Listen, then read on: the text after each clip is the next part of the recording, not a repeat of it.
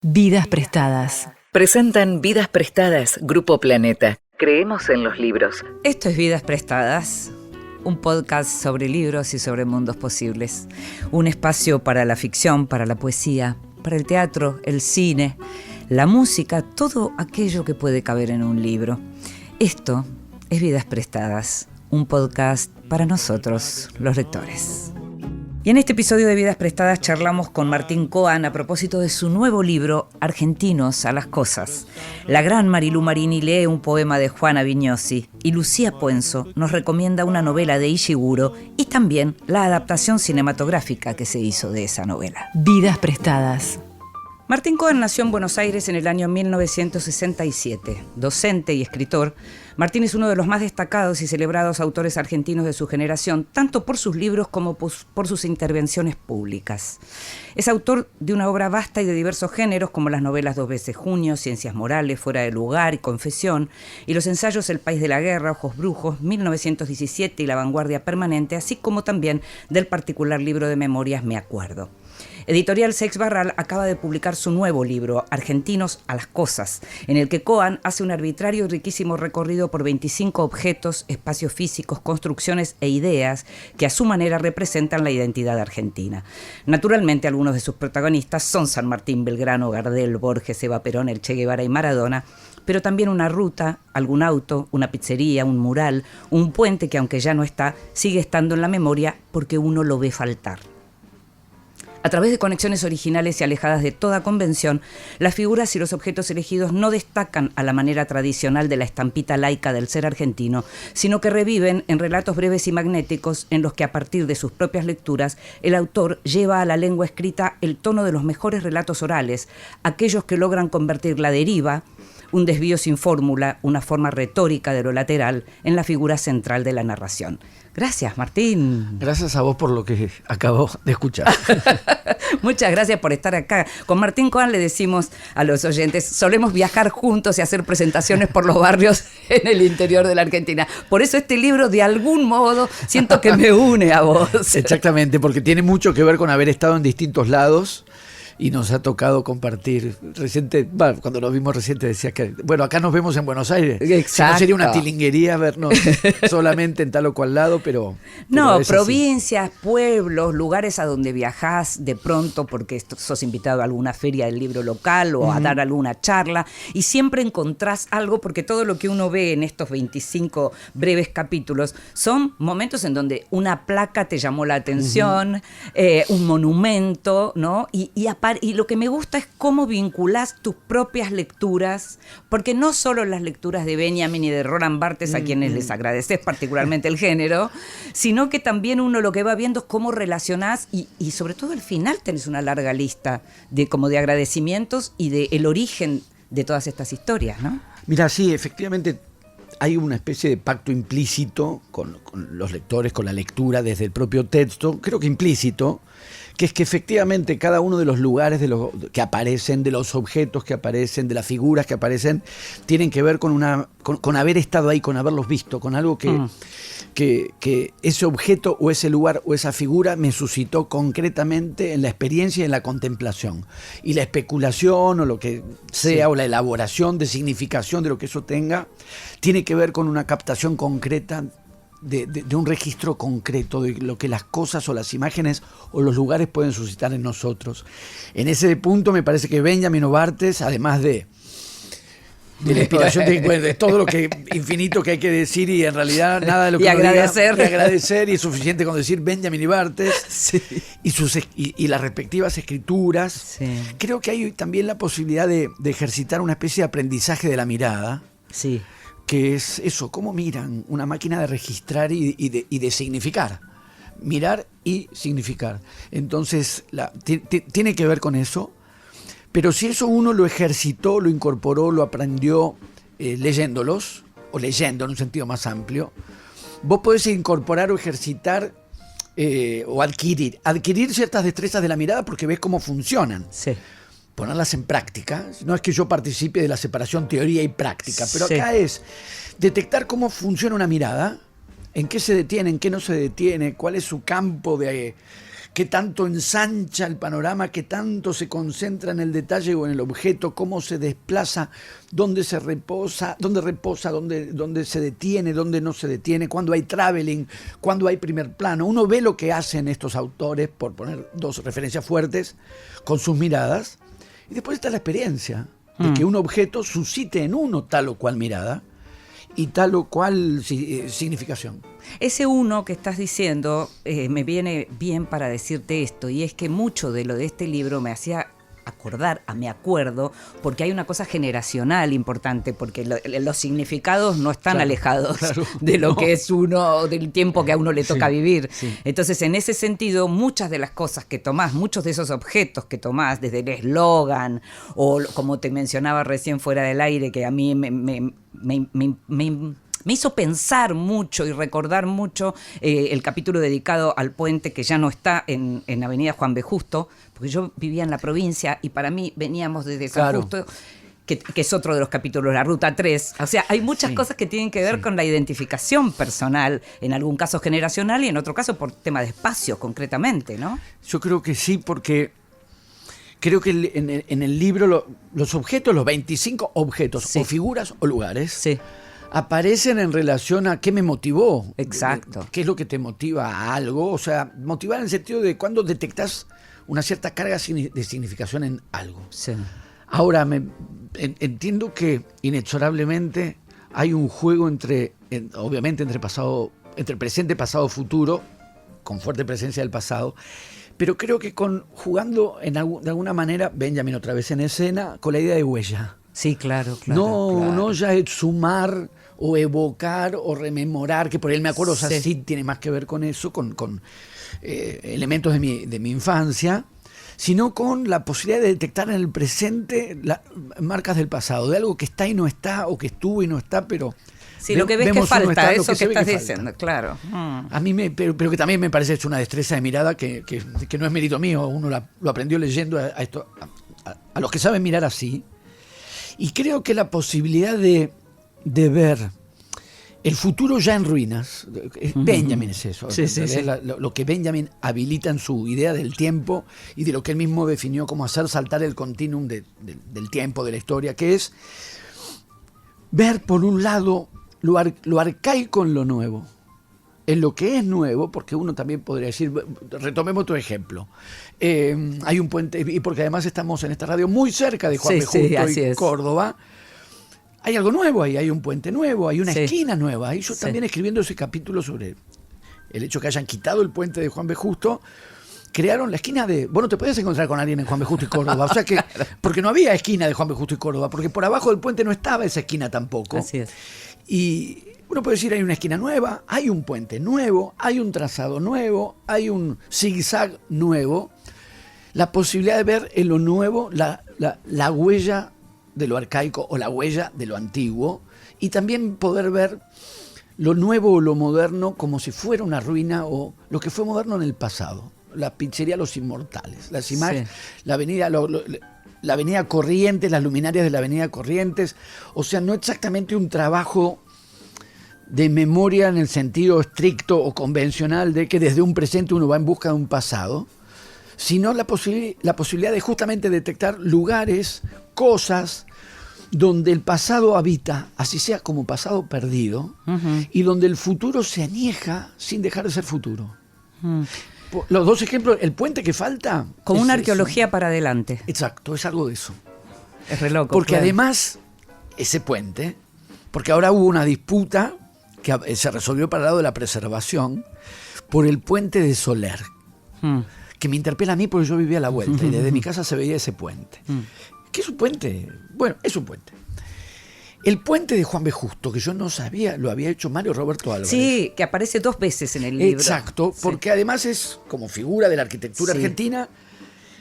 Es esto que estamos diciendo, porque la modernidad... Era una supermodernidad. Y en un punto lo sigue siendo. Claro. Y cuando esa modernidad queda en ruinas o se deteriora o se elimina en nombre de una modernización, ya no tenés el juego que quizás le quepa a mi querido puente de la calle Soler, donde el puente antiguo, si lo quitaban como lo querían quitar, se reemplaza por algo nuevo. El puente de Juan B. Justo caducó y nunca perdió la condición de moderno. Ah. Entonces ya insisto, no es la linealidad donde, bueno, el pasado es cada vez más antiguo y nos movemos hacia un adelante, hacia lo moderno. No funciona en esa línea de continuidad. ¿Qué pasa con la modernidad en ruinas? ¿Qué pasa con la modernidad añejada? ¿Qué pasa con la posibilidad de proyectar lo arcaico, como bien dijiste, a un futuro? Me parece que está de que estos textos juegan con esas posibilidades. Y hay muchas cosas en las que efectivamente pensaste, porque otra de las cosas que me hizo pensar a mí fue lo de la figura de Bernardino Rivadavia. Y es muy interesante. Vos decís que de algún modo uno a San Martín, a Belgrano, los tiene siempre como los héroes, aunque después aparezcan en la figurita. Estén en la figurita o en el nombre de las calles o de las plazas. Pero ¿tenemos realmente claridad de que Rivadavia, además de ser el nombre de una calle o de una escultura, fue ese primer presidente, digamos? Y le encontrás una vuelta sobre el final, que es maravilloso, que es Rivadavia, son los cuadernos, es la letra manuscrita. Es la firma, claro. Es la firma porque es la letra manuscrita de los chicos que empiezan a escribir. Porque hay algo que me interesa, me interesa mucho, en lo que pasa con los nombres. Por un lado, obviamente, la relación entre las palabras y las cosas. Sí, cuando confluyen, cuando se dislocan, cuando se encuentran, cuando se desencuentran. Como me pasó en su momento con el teléfono, detectar que le llamamos teléfono a algo que ya no estamos que ya no usando usamos como teléfono prácticamente nunca o nunca. Algo entre el nombre y la persona, cuando el nombre es nombre propio. Por lo pronto lo había detectado, me había interesado mucho, porque él era muy viril, muy adusto y muy viril, creo yo, Leopoldo Lugones, que tenemos muy incorporado, ya sea que agarremos por donde agarramos cuando llegamos por la General Paz y entramos a Buenos Aires, o que nos guste ver cine en el 10º piso del Teatro San Martín. La Lugones. La Lugones. Sí. Escuchar la feminización Sí. de los dos por la casos de la autopista Lugones. y por la Cinemateca. Exactamente, Exacto. pero porque probablemente algo que en un momento a mí me pasó, que fue como un destello de un choque de pensar en Leopoldo Lugones y pensarlo como la Lugones. Lugones trans. Es que, claro, da un efecto en el lenguaje. Sí. El lenguaje lo hace. Sí. Solo que no pensamos en Leopoldo Lugones cuando vamos a la Lugones. Hay algo, y me parece que hay otra pregnancia cuando decimos Belgrano, cuando decimos San Martín. Creo que los nombres y las figuras se articularon en el imaginario, en la memoria social de otra manera, de tal manera que la Plaza San Martín es San Martín, la Avenida San Martín es San Martín, la Avenida Belgrano es Belgrano, y la Lugones no es Lugones. ¿Y el centro Kirchner va a seguir siendo Kirchner, aunque se llame Libertad? A mí me parece gran cuestión, porque además, como está ocurriendo ahora, Por eso lo pregunto. porque lo de Rivadavia uno lo puede medir justamente en una escala de tiempo, que lo pensé desde Manal incluso, Claro, que claro. uno piensa en Rivadavia cuando Manal canta Avenida Rivadavia. Bueno, no. Si hubiéramos hablado no. antes, te hubiera recordado a Juan Pablo II hablando de la Rivadavia. No lo tenía, ¿ves? A mí me parece que con algunas figuras Hermoso. históricas pasa esto, y que no tienen que ser de segunda o tercera línea, que te voy a decir, bueno, porque ahí no es un desencuentro entre el nombre y la persona. Es que la figura histórica está más atenuada. Ahora, ¿será también Rivadavia porque no lo está. Rivadavia quedó con el empréstito, quedó como una figura... ¿Qué Mirá, vos pensás? sí, es que yo creo, y no me olvido lo del CCK, lo voy a comentar, pero hay una dinámica, efectivamente. Yo estudié la figura concreta de San Martín y toda la dinámica de los próceres y de qué manera van encontrando en lo que es el panteón de próceres nacionales. Claramente, padres de la patria son San Martín, Belgrano. No funcionaron de todas maneras siempre igual. En algún momento Belgrano tuvo un predominio que después un poco parece haberse... igual son matices, ¿eh? Son matices. La figura de Sarmiento sabemos que es más conflictiva. Sí, pero sin embargo Sarmiento se la banca, Sí, se la banca. Es que Sarmiento se la banca. Supongo que la educación ha tenido mucho que ver ahí también. Y que haber sido... No entremos en cotejos con Mansilla, por ejemplo, con el General Paz, haber sido uno de los grandes escritores argentinos de todos los tiempos. Bueno, Sí, claro, sí. Sarmiento se la banca. Ahora, en esta dinámica, donde históricamente puede haber, no diré ya inclusiones y exclusiones drásticas, pero sí gradaciones que van cambiando. Bueno, en el tiempo que nos toca vivir, Sí. algunas son drásticas, Es que- pero bueno, sí. está claro, está limitado Rosas, por nuestro tiempo, claro. Lo que vimos que con lo contás Rosas. muy bien, el ir y venir de Rosas. A mí me parece que con Rivadavia pasa algo interesante, que otra vez la idea de huella. Sí. las huellas de una centralidad más fuerte que la que puede tener hoy. La centralidad quizás no la detectamos tanto, pero las huellas están. Porque tiene flor de monumento funerario. Sí, en Pasado Plaza por alto, Miserere. en la Plaza Miserere. En Bahía Blanca, la estatua central de la Plaza Central está dedicada a Rivadavia. En Rosario, frente a la catedral, lo que es la plaza histórica, hay 4 próceres: San Martín, Belgrano, Moreno, y el cuarto es Rivadavia. Rivadavia tenía, y no es que haya dejado de tener, entonces me parece que, cierta relevancia. Cierta no, notoria relevancia. Sí. Lo cual permite ver qué pasa entre el nombre o lugares. Yo por lo menos no le voy a dar un carácter de verdad sociológica, porque son como estas encuestas espontáneas que uno va haciendo, pero encontré buena cantidad de gente que no sabe que eso que está ahí es la tumba en Plaza 11, es la tumba de Rivadavia. Sí. Entonces, la posibilidad de leer en esa plaza y en esa escena, y en el nombre de la avenida, y en alguna figuración no más... hay culto a Rivadavia. No. Yo creo que hay algo que tiene que ver con eso. Entonces, ¿qué pasa con el monumento? ¿Qué pasa con el bautismo? ¿Qué pasa con un monumento funerario hecho cuando parecía que sí iba a haber un lugar así de central para Rivadavia? Entonces quedan huellas de ese gesto histórico, ideológico, político, de alguien que finalmente es el primer presidente. O sea, porque seguimos diciendo el sillón de Rivadavia. Sí, total. Y decimos el sillón de Rivadavia sin la carga, como de Rivadavia. De Rivadavia como figura histórica, que fue el primer presidente constitucional. Sí. Por un montón de factores, el empréstito Baring, que fue el primer presidente constitucional de una constitución que no fue la definitiva. Desde el revisionismo se lo pone, quizás razonablemente, no digo que no, en tensión y en conflicto con la figura de San Martín. Hay razones. Pero el tema del préstamo, lo que tiene que ver con la economía, yo creo que ahí... No lo dudo, con lo cual podemos pensar nos que... pesa mucho, me parece. Estamos entonces en condiciones de considerar que Caputo nunca va a ser una figura históricamente apreciada. No sé. Esperemos. Me imagino que no. Si tomamos este criterio, tenemos que deducir que no. Ahora, al mismo tiempo, no es un Rivadavia, no es un olvidado. No. Entonces me permitió este juego... Muy interesante. Entre...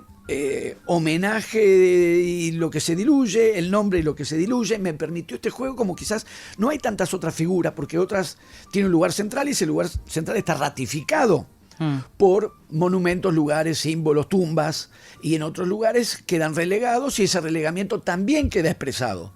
Acá hay un desfasaje o un corrimiento entre la relevancia de cierto reconocimiento histórico simbólico y el modo en que eso se puede haber desgastado o desencontrado en nuestra percepción cotidiana. Ahí es donde fui a parar a los cuadernos. Estoy pensando que no, y estuvo muy bueno, porque estoy pensando que no solo vos escribiste, bueno, sobre Cabral, digamos, también, ¿no? No solo vos hiciste literatura con San Martín, hubo literatura con Belgrano, literatura, cine y demás. Rivadavia no es una figura que haya sido... Me parece que... No, al mismo tiempo, Inde tiene la tumba que tiene en el lugar que la tiene. Sí. Eso es lo que... en eso pensaba también un poco en relación a que no haya una secuencia lineal en el tiempo, pasado, presente, futuro, donde algo se tiene, se desgasta, se pierde, sino una dislocación que permite capas de tiempo distintas en un mismo momento, en la que hay una en la que Rivadavia se fue diluyendo y hay otra en la que sigue estando ahí. Entonces vos podés hacer chocar lo que se diluyó con una tremenda tumba, lo que se diluyó con la avenida más larga del mundo, según nos gusta jactarnos, que lleva su nombre, y con el hecho de la firma, porque todo esto me llevó es muy lindo a la eso. firma, ahí donde uno diría, o podría decir, quedó más el nombre que la persona. Sí, lo reconocemos automáticamente. Pero no hay nada más personal en el nombre que la firma. Claro, pero si fuiste a la escuela en la Argentina, sabés perfectamente que esa es los cuadernos Rivadavia y la firma, así sea como en mi caso, envidiando los cuadernos que tenían los compañeros y yo no. Desde mi gloria, no desde gloria, tu modesta gloria, tu modesta gloria, miraba mientras mis hojas un poco, quizás se desgarraban un poco, la de los compañeros con Rivadavia no. Ahora, en la dinámica de las disputas ideológicas, de qué es lo que, qué tradición del liberalismo puso a Rivadavia más en el centro, qué tradiciones de revisión y discusión del liberalismo lo fueron debilitando o relegando, porque el gesto histórico contundente, esto es lo que yo trabajé más fuertemente en otro libro cuando trabajé sobre la figura de San Martín, es la escritura de Bartolomé Mitre. Es el poder de canonización narrativa, Claro. historiográfica de Mitre, El la santo historia de de San la espada. Martín, el Rojas. santo de la espada con Rojas después, Sí. que en realidad es en esa secuencia. Sí, sí, total.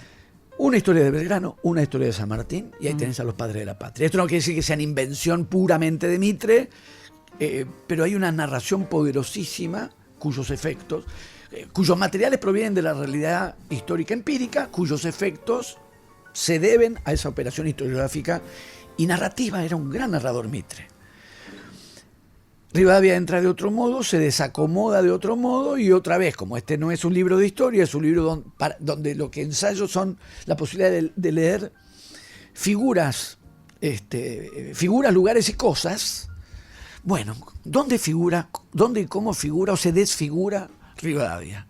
¿Cómo puede haber algo presente y diluido, o contundente y debilitado? En este caso se ¿Cómo puede produjo haber tanta eso. gente sentada ahí esperando o durmiendo ahí sin saber dónde Sin están saber dónde sentados están. o durmiendo? En un mausoleo de un prócer. Ahora, el desgaste o revitalización depende, flujos y reflujos de las lecturas históricas, y con la historia, visiones del pasado y por lo tanto disputas ideológicas, políticas, Del presente. siempre desde el presente van a tener o tuvieron. Con Rivadavia, con Sarmiento, con Rosa, flujos y reflujos. Si me vas a contestar lo del Es CCK, que voy a eso, te voy a invitar primero a que escuchemos a Marilú Marini leyendo un poema de Juana Viñosi. Pero ante eso hay que hacer silencio y escuchar. Y volvemos y hablamos de eso. En voz alta. Cuentos breves, poesías, lecturas para compartir. La vida en serio. Ahora he descubierto el sol, los perros y las mentiras. La vida es más lógica, no he dicho mejor, sino más lógica. Cierro los ojos y tomo sol. Juego con un perro tan vulgar que es imposible sentirse separada de él, y miento. Eso me obliga por las noches a sacarme los zapatos como quien se desnuda, a caminar descalza por mi casa, a llorar a solas cada tanto. Ahora miro a una mujer ni linda ni fea. Pienso que la pequeña vida continúa y que todo dolor importante tiene testigos, aunque sean un perro, el sol o las mentiras. Poema de Juana Viñosi. Y la escuchábamos a la gran artista argentina Marilú Marini leyendo un poema de la gran poeta Juana Viñosi. Marilú creció en Mar del Plata, allí estudió danza clásica en su infancia. Ingresó a la UBA para estudiar sociología y psicopedagogía y se cruzó en el camino con la danza, con las clases de María Fuchs. Se formó con Patricia Stockoe, con Renat Schotelius, con Estela Maris. Formó parte del grupo de artistas del mítico Instituto Di Tella. A mediados de los 70 se mudó a París, donde inició su carrera como actriz. En Francia formó parte del grupo Tse, dirigido por Alfredo Arias. En 1986, y por unanimidad, le otorgaron el premio del Sindicato de Críticos de la Prensa Francesa como mejor actriz por su interpretación de la mujer sentada de Copy.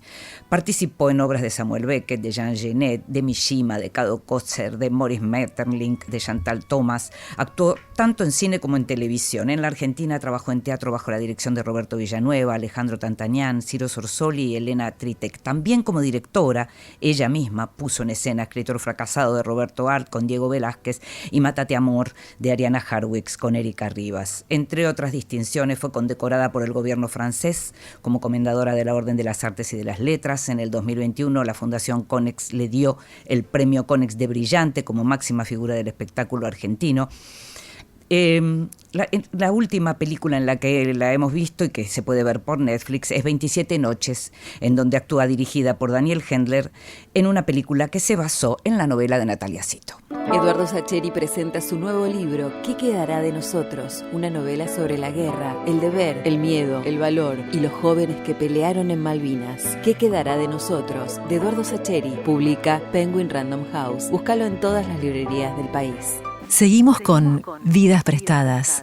Y seguimos en Vidas Prestadas, este podcast sobre libros y sobre mundos posibles, y estamos conversando con Martín Coan a propósito de su nuevo libro, Argentinos a las Cosas, un libro que yo esperaba porque sabía que estaba por salir, pero que me parece que mucha gente no sabía que estaba por salir, y me interesa puntualmente dos cosas. Primero, que respondas al tema de qué pasará con el nombre original del Centro Cultural, pero también después vamos a hablar un poquito de la identidad. Bueno, empecemos por el centro. a mí me parece, no sabemos lo que va a pasar con ese nombre porque no sabemos lo que va a pasar con el país y con la política en el país.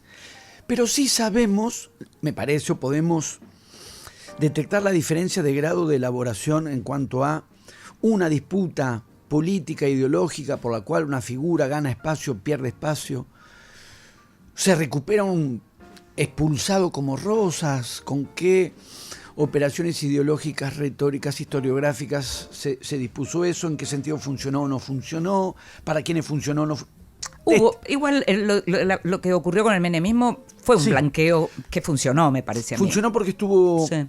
Me parece que hubo un grado de elaboración y además no solo hubo un grado de elaboración en ese momento, contaban con un grado de elaboración previa en la disputa de la historiografía. Y encontraron el momento. Y encontraron el momento y conjugaron un presente con un pasado y revisaron y reformularon el pasado en función de un presente. Era todo un presente de reconciliación, además, el que proponía Menem en ese momento. Se esgrimió en nombre de eso, de eso, y fue el preludio de los indultos en nombre de eso. Exacto. Pero tuvo su grado de elaboración, incluso si uno discrepa. O no incluso si uno discrepa. Sobre todo cuando uno discrepa, es que puede calibrar... Fue un impromptu, fue algo pensado. Tuvo su elaboración. O se valió de una elaboración previa, insisto, en las disputas en torno a Rosas, el rosismo, había civilización ahí, y barbarie. Civilización y barbarie. Y desde, no sé, José María Rosa o quien quieras, ahí estaba esa elaboración ideológica para retomar en una dirección que uno puede acordar o discordar. Pero ahí está, como elaboración. E insisto, sobre todo cuando uno discrepa es que puede calibrar el espesor de la elaboración que algo tiene. Sí, claro. Y esto porque te toca buscar argumentos para rebatir. Exactamente. Nada mejor que el desacuerdo para ver qué tan sólido es una postura. En este caso, en el caso del Centro Cultural Kirchner, no creo que haya mucho más que una tachadura. La tachadura de quienes se proponen que una expresión política no exista más. Con todo lo que eso implica, porque además si es esto lo que voy a decir le cabe a cualquier expresión política, tenga las dimensiones que tengan, el gesto de supresión y de eliminación. Así es, sí. Es complicadísimo en cualquier caso, pero si además se está designando a una tercera parte del país, independientemente de que vos y yo nos sintamos o seamos parte de ese sector al que estamos... O que hayamos estado en contra de que se llamara como lo llamaron. Efectivamente. Porque eso también. Puede haberte tocado eso y digo más, efectivamente. Claro. Ese parece responder más que nada a un propósito de disolver en la inexistencia a una expresión política, ideológica, cultural que abarca un tercio del país. Hoy, por lo menos un tercio del país. Y no parece ir mucho más allá de la tachadura de una fantasía de eliminación que se resuelve en tachar. No, me parece, no exactamente en una disputa de articulación ideológica que permite eventualmente superar los términos de una determinada postura y ponerla en crisis en términos de superación ideológica y conceptual. Es tachar para eliminar. Cosa que ya ocurrió en la Argentina del año 55. Y de lo que hablas también en tu libro, cuando en el capítulo del pasillo volvés a Walsh. Ah, claro. ¿No? Y a los fusilados de José León Suárez. Si uno no sabemos lo que va a pasar en el futuro, ni con el CCK, ni con nosotros.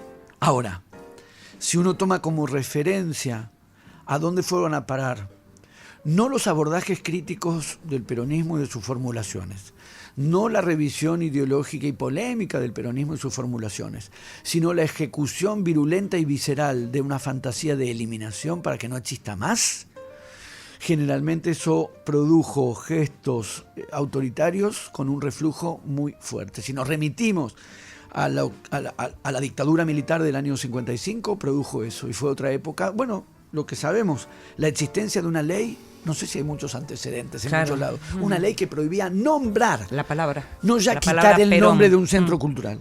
Sí, sí. Eliminar, prohibir que alguien pronunciara el nombre. Sí, sí. Eso, uno podría decir, terminó produciendo no solamente un reflujo social, ideológico y político, sino un cuento como esa mujer de Walsh, ya que lo mencionaste, haciendo de la tachadura y del silenciamiento una potencia, que es trabajar desde lo no dicho, maniobrar desde lo no dicho y darle fuerza a lo no Y dicho. convirtiendo en peronistas a antiperonistas. Exactamente. Acérrimos como él. Es que exactamente, porque la verdad es que Sí. cuando alguien no es peronista y se encuentra con estas formas tan visceralmente rudimentarias de odio, Es algo que uno lo está viviendo en un punto, ¿no? Sí. Es increíble, porque yo me creía una gorila interesante, decente. a mí me pone me más di cerca del cuenta que peronismo por esa, eso- esa postura que las 20 verdades. Con las 20 verdades debo estar en desacuerdo con Pero 18. me pasa lo mismo, Es que lo mismo. sí. Si me preguntan dónde ponerse, uno no va a estar del lado del que quiere eliminar al otro.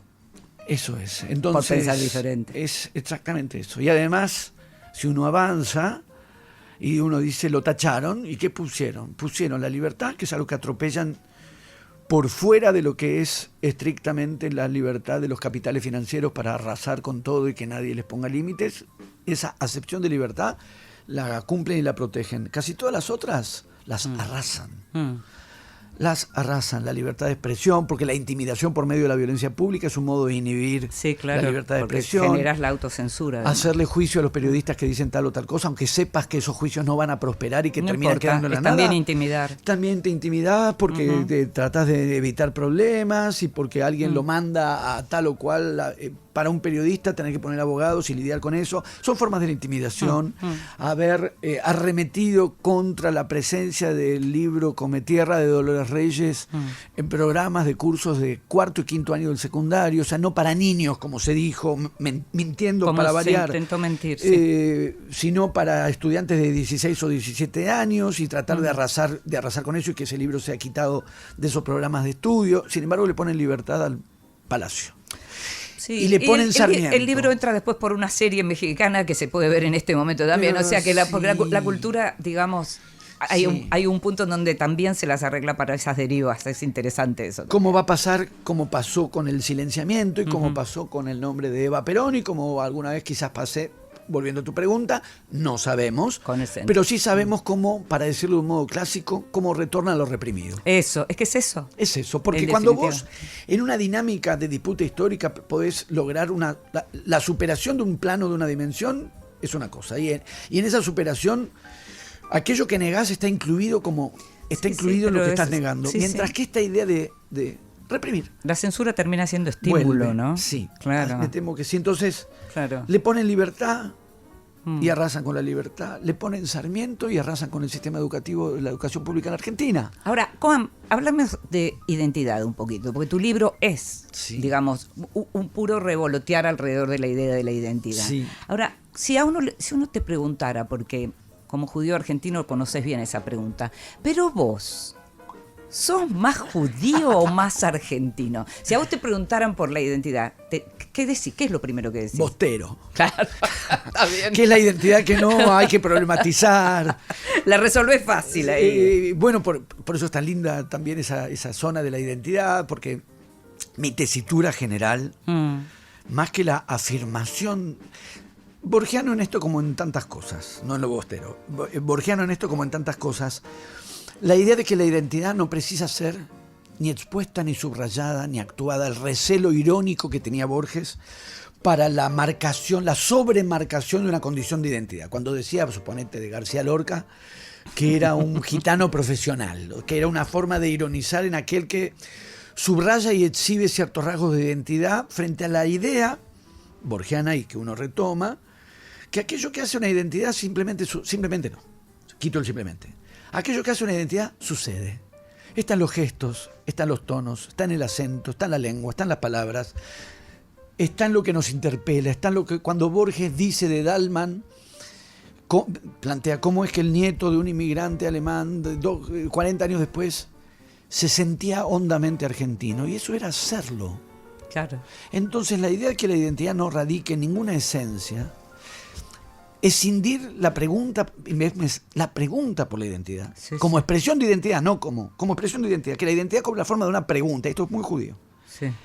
no es bostero, pero es judío. Sin la afirmación del ser. Ser judío, porque el libro de León Rosichner, Ser judío, Sí. problematiza la condición, no la afirma. tengo la misma relación con todas mis identidades. Mi condición de varón, mi condición de egresado del Colegio Nacional de Buenos Aires, mi condición de argentino, mi condición de judío. No afirmar una esencia en el ser, sino hacer pasar la identidad, en todo caso por una interrogación, y eventualmente por la disposición a la puesta en crisis de esa misma identidad. Haber trabajado sobre la figura de San Martín como padre de la patria e interrogar cómo se hace un padre de la patria, no es algo que vaya en desmedro de una formulación de lo argentino, pero no participa de una fe de trascendencia en el ser nacional. Porque si vos tenés una fe de esencia, la fe en la condición esencial del ser nacional, no le preguntás cómo está hecho. Preguntar cómo está hecho no implica ni descreer, ni vaciar, ni sino problematizar. Problematizar, es esa la palabra. Y la problematización puede ser una forma de asumir la identidad, no de descartarla o eliminarla, pero es una manera muy distinta de asumir la identidad que la afirmación de una esencia. Digamos, sería lo contrario al dogma en un punto. Es lo contrario al dogma, a la medida que un dogma o una doctrina, como se dice ahora, es algo que no admite ser puesto en cuestión. Solamente para aquel, y le pasó a Borges, y por eso a Borges lo acusaban de cipayo y antiargentino y lo que sea, solamente desde la convicción de que una identidad hay que afirmarla como una esencia no cuestionable, se puede percibir este gesto de desestabilizar o problematizar la identidad como un gesto antiargentino. A mí, yo prefiero siempre la idea de una identidad que transcurre, ni siquiera se afirma, no como una esencia, sino problematizándose. Ahí haría hincapié. Boca no. Boca no, por eso uno descansa en Boca. No hay nada que problematizar, juega Boca y queremos que gane Boca, listo. Ahí empieza, se desarrolla y termina. Y su intensidad, la intensidad de esa pasión tiene que ver con eso. Mientras que solamente en crisis con mi judaísmo soy judío. Y es un modo muy típico de ser judío. Es muy judío. Es muy judío y me gusta decir que me gusta retomar esta idea que está en muchos de nosotros, en Woody Allen, no sé, esa manera de transitar, pero ves que me sale transitar, no digo situarse. Bueno, los judíos transitaron mucho que sí, a lo largo de los siglos. Esa identidad que se hace transitando y que hoy en día plantea este dilema entre tener un lugar y transitar. Sí, además con esta idea que existió siempre de tenés 2 judíos y tenés 4 templos, ¿no? O algo así. Sí. Y eso. Y los que no tenemos ninguno. Pero ese es un tema que hoy es un tema. No es este libro. Por ahí no estaría mal que te pongas a escribir algo sobre el tema. Lo pensé muchas veces y no me. Falta. Sí, bueno, porque es un momento muy crítico, porque además uno efectivamente se encuentra en un centro que no existe. Porque en un mundo completamente binario también esto ha sido tomado y es muy difícil problematizar las cosas porque todo tiene que ser efectivamente doctrina. Pero estábamos hablando de lo que tiene que ver con la Argentina, lo que tiene que ver con los dioses argentinos, los héroes y los dioses. Y hay un capítulo que habla del mural grande de Diego y que a mí me gusta esta idea de que las derrotas también tienen que tener héroes. Me gustó mucho el modo en que trataste eso. Me alegra mucho. Y esa camiseta azul de Italia. Vos sabés que paso mucho frente a ese mural en días netamente futbolísticas porque cuando vas a la cancha. Voy a la cancha, cuando yendo a la cancha de Boca, vivo en Villa Crespo. Claro. No es que pase solamente ahí, pero paso cuando estoy muy en fútbol. Y los futboleros reconocen al instante que la camiseta de ese mural es la camiseta de una derrota. Y los murales donde está Pasarela con la Copa del 78, Maradona con la del 86, Messi con la de Qatar del 2022, son murales esperables. Se hace un mural de Argentina campeón del mundo. Claro. El mural de la Argentina que pierde la final de un mundial se vuelve muy interesante precisamente por eso, y me parece que subrayás ese capítulo algo que creo que está en otros, que es un juego entre erigir y caer, vencer y triunfo y derrota, erigirse y hundirse. Sí. Qué argentinidad, eso sí es identidad argentina, ¿no? Y haber podido, volviendo a lo que comentabas al principio, que es la posibilidad, no ya de, insisto, no una separación teoría y práctica, pero no es un ensayo especulativo. Son 25 ensayos sobre 25 figuras, objetos o lugares concretos donde estos factores que estamos diciendo, que están de alguna manera cifrados materialmente. Pero vos entrás por otro lado y eso es lo lindo, porque vos entrás a Walsh y a los ejecutados de José Leos del Basural, entrás por un pasillo. A San Martín le entrás por la hélice del barco que que trajo sus restos. Sí. Entonces lo que haces literatura, por supuesto, pero por eso me parecía que hay mucho de narración oral, yo lo imaginaba como una narración de fogón, ¿sabes? Ya, te agradezco. Porque me parece que, voy a subrayar o retomo, por un lado la idea de cosas que está en el título. Sí. Argentinos a las cosas, además Es una de una cita, claro, retomando No de un argentino. no de un argentino. Sí, claro. Exacto, con lo cual la indicación viene de... Sí. ¿Se podría hacer eso? Sistemático, porque enseguida, digamos, no argentinos dando indicaciones. Gombrowicz, maten a Borges. Sí. Ortega y Gasset, a las cosas y ver, tiene que haber más. Las cosas, me llevó a pensar en las cosas. Vos sabés que antes... El modo en que usamos la palabra, Sí. cosa, por otra parte. ¿Sabes que hace un par de años busqué la manera de incorporarlo al libro y no la encontré? Y quizás fue injusto con esto. Hace unos años me invitaron, muy, muy amablemente, a dar el discurso, bueno, sí, la palabra es esa, inaugural de una muestra en el Malva, Sí. que se llamó Extraordinaria, está hecho del catálogo. Y en el catálogo está el texto que yo le decía, Del cielo a casa. Sí, que es una belleza esa muestra. Fue una belleza esa muestra. Extraordinaria, aprendí un montón, que el Todas título con objetos. del título de la muestra fuera tomado de Eve Guarcha indica que esta presencia de la literatura de por medio estaba no solo de parte mía, y era sobre objetos. Sí, muy hermosa esa Y me muestra. llevó a pensar en las cosas. ¿Qué se cifra en las cosas? Así como Borges puso en una milonga lo que se cifra en el nombre.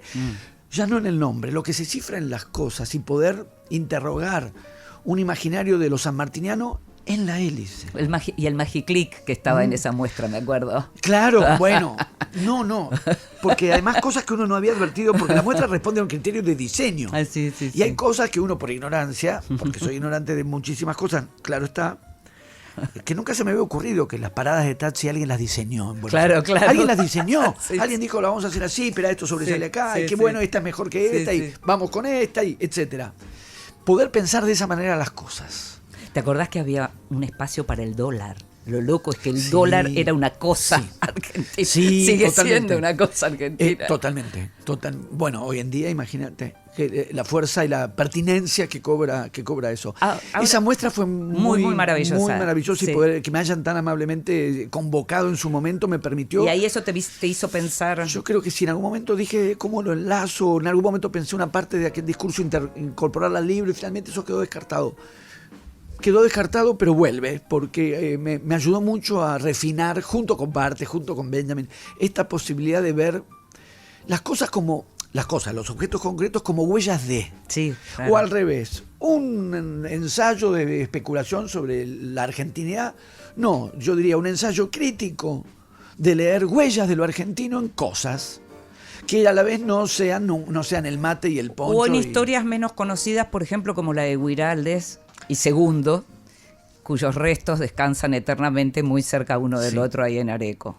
Y todo ese viaje que hicieron los restos de Guiraldes, que yo si alguna vez lo supe lo había olvidado, por ejemplo. O sea que este libro sale ahora, en abril sale una novela que se llama La separación, y en esa novela es como si te dijera vos que recién marcabas la relación entre narración y este libro, que no es un libro, no es una novela, Sí. no es una ficción, un libro, un ensayo crítico, Sí. porque lo de Guiraldes está contado también en la novela. ¿En serio? ¿Estuviste trabajando Con en lo eso? cual en ambos detectás libros? esto, que es que en el ensayo y en la novela entró la misma historia, porque me parece una cifra de lo argentino. Es la una muerte cifra de la Guiraldes. relación de clase de lo argentino, en el campo sobre todo, pero Está todo ahí. Está Porque eso mucho, es sí, sí. Guiraldes y Segundo Ramírez. O sea, el propietario y el peón. Que se quieren los dos. Está Buenos Aires, París. sí, claro.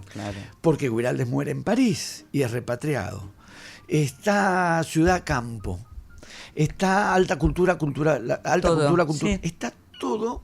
Y ese todo uno puede leerlo inscripto concreta y materialmente en las respectivas tumbas que están a pasos de distancia, la de Guiraldes y la de Segundo Ramírez, que figura como segundo sombra. Claro.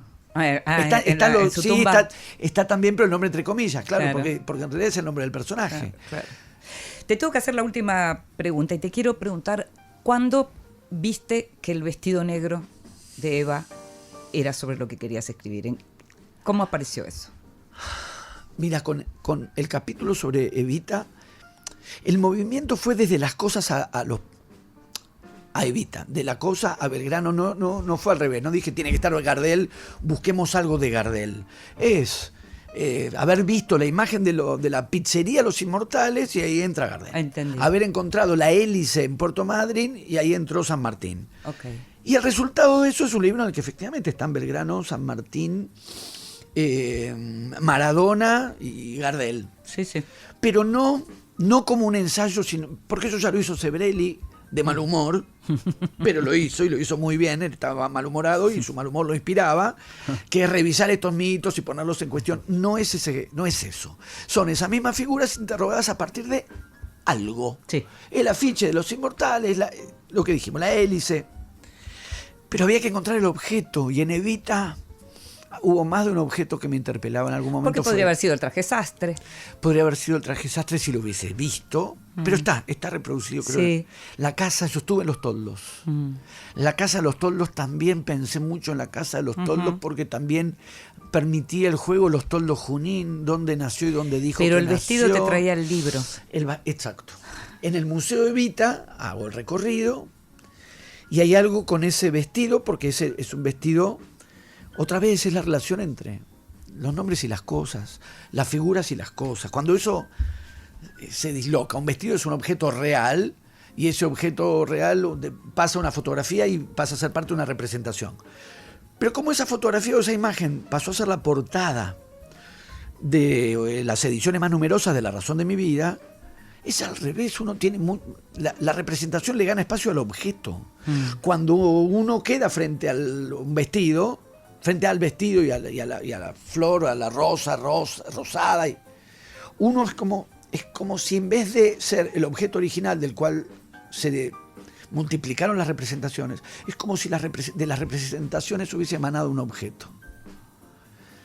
Y eso puede tener, y además, tal como está expuesto en el museo, el vestido está suspendido. Sí. Entonces, otra vez, volviendo al puente de Juan B. Justo, sí. No tiene nada que ver. La ausencia. Exacto. El cuerpo que estuvo. Exacto, y cuya ausencia. Uno es un puente, lo tiraron abajo, lo sacaron. Y la otra es un vestido en un museo, y sin embargo, la posibilidad remite al cuerpo ausente. Como una presencia es también expresión de algo que no está, y eso que no está no estando. O sea, uno ve la ausencia. Entiendo, sí.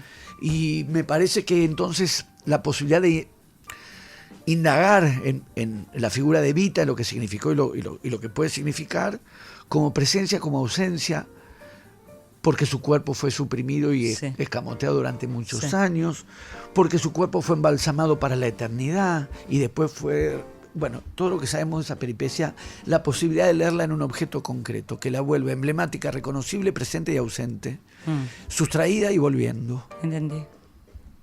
Gracias, Martín, qué Un placer, placer. No, podríamos seguir indefinidamente. Nos vamos por los barrios de nuevo. Ahora nos vamos de radio con vos a una gira nacional.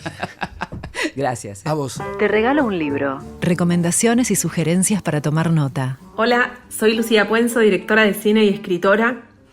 Y hoy les voy a regalar un libro de Ishiguro, Nunca me abandones, que publicó en el 2005, y su adaptación cinematográfica, que es una película británica que dirigió Mark Romanek en el 2010.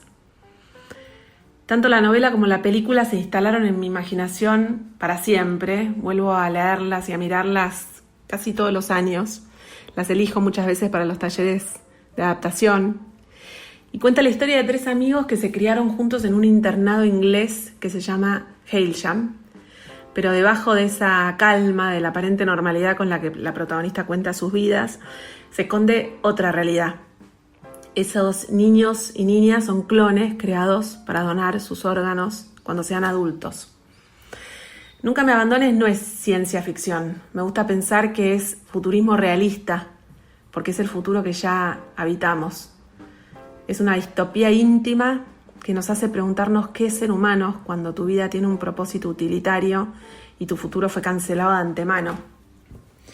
Lo inquietante en Nunca me abandones no reside en la especulación tecnológica, sino en la normalización de lo monstruoso. Porque mientras que la ciencia ficción tradicional se puede preguntar qué pasaría si, puede pensar en naves espaciales o en aliens, Nunca me abandones se pregunta ¿y ahora qué? Se centra en las consecuencias humanas y emocionales de una tecnología que ya existe. Porque hoy debates sobre la clonación terapéutica o la bioética son titulares de la actualidad. El mundo de Hailsham ya no es una fantasía distante. Es la conclusión de una sociedad que prioriza la longevidad de unos sobre la humanidad de otros. Ishiguro no muestra ni laboratorios futuristas ni explica el proceso de clonación. La tecnología en su novela y también en la película son en realidad un telón de fondo, un hecho consumado y aceptado. El foco está en sus víctimas, que asumen su destino con una pasividad aterradora. Ishiguro no juzga ni a sus personajes, ni por sus debilidades, ni por su autoengaño. Es una de las cosas que más me gustan de la novela, la compasión que tiene sobre sus personajes. Porque debajo de esa superficie calma y de esa austeridad estilística, los momentos de revelación emocional cuando estallan son feroces. En ese sentido, Nunca me abandones es inclasificable. En su núcleo es la historia de 3 amigos que navegan el amor, los celos y la traición. La verdadera jaula es la aceptación psicológica de su destino. Pero también es una tragedia biológica, porque su condena no es política, es genética. Sus cuerpos son su sentencia de muerte. Ese es el giro más realista y más aterrador, que la explotación no es mediante una jaula o una cadena, es a través de su propio ADN. Y en ese sentido, Nunca me abandones perdura no como una advertencia sobre el futuro lejano, sino como un diagnóstico del presente, porque nos obliga a preguntarnos ¿quién está en nuestro Hailsham hoy? ¿Qué sistema de explotación normalizamos hasta el punto de que sus víctimas son invisibles? La novela de Ishiguro y la adaptación de Romanek no hablan de clones, sino de lo que significa ser humano en un mundo que trata a algunos como consumibles. Por eso para mí es una obra maestra del futurismo realista, porque al mirar a los inolvidables Katy, Tommy y Ruth, yo ya no veo criaturas de otro mundo, veo un reflejo de nuestra propia capacidad para la aceptación y la crueldad. Y la escuchábamos a la directora, a la cineasta y escritora Lucía Puenzo, hablándonos de una de sus novelas favoritas, de la novela de Ishiguro Nunca me abandones. Y habla ella también de lo que es la adaptación de esa novela, algo de lo que Lucía conoce muy bien. Lucía, como te decía, es cineasta, es guionista, es novelista, es reconocida por su narrativa audaz y su enfoque en la identidad, el género y la marginalidad. Debutó como directora con XXI, un drama sobre una adolescente intersexual que ganó en su momento el Gran Premio de la Semana de la Crítica en Cannes y el Goya como mejor película extranjera. También adaptó sus novelas al cine en obras como El niño pez y Guacolda, esta última basada en el exilio del nazi Joseph Mengele en la Patagonia. Obtuvo múltiples premios de la Academia Argentina y más de 20 premios internacionales. Su siguiente película, La caída, más reciente en el tiempo, ganó un Emmy internacional como mejor película y abrió debates sobre el abuso sexual en el deporte.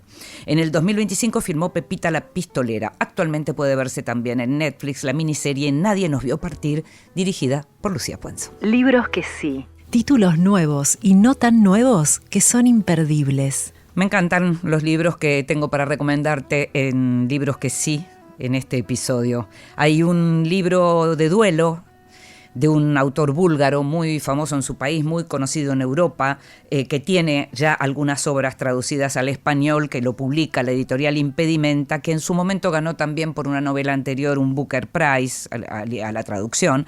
Y en este caso se llama El jardinero y la muerte, y es el relato que hace Georgi Gospodinov de la muerte de su padre, de la vejez y muerte de su padre, de la enfermedad y muerte de su padre que en las últimas décadas había cultivado un jardín, y en ese vínculo con el jardín y con la naturaleza aparece todo aquello amoroso que ese padre crecido y envejecido también durante el socialismo, no podía dar porque, bueno, en esa época los hombres no manifestaban esos afectos. Es un libro muy interesante, hay mucho que tiene que ver con una literatura, a mí particularmente la buena literatura de duelo me gusta porque en realidad lo que me gustan son las historias de vida, y en la buena literatura de duelo lo que encontramos es la historia de vida de aquel que se fue y la historia de vida de aquellos que quedan. En este caso, este escritor, Gospodinov, que habla de lo que fue el cáncer que tuvo el padre y se lo pudo llevar en su momento, pero al que sobrevivió muchos años,